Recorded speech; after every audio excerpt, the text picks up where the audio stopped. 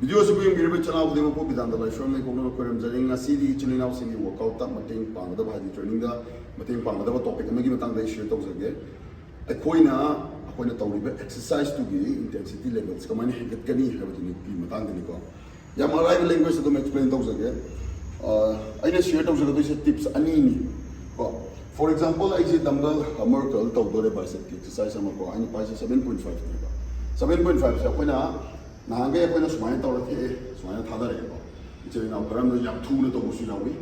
So 아이는 할수 있어요. 수많이 택절래 시다 아이는 또 세카르마 contraction나 concentric contraction 이게 muscle length 된절래. 타다를 빠시나 muscle length 잘 도이시나 eccentric contraction 거. 아고 이 론다나 시나 positive concentriction은 positive 이 시스는 negative 이.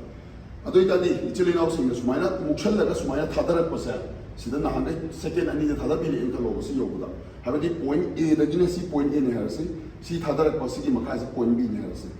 point A dagina point B thadarak pas travel tar opposite 2 seconds ne harse ado idadi chili now sing intensity level je get kai dadi point A dagina point B la pas second ama hene gala lo habeди second ahum chagan bi bo chagan lagadi ado intensity level se increase to ne ba ado erga straight se ahoi set ama lo re thame ko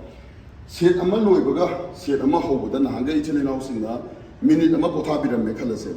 ko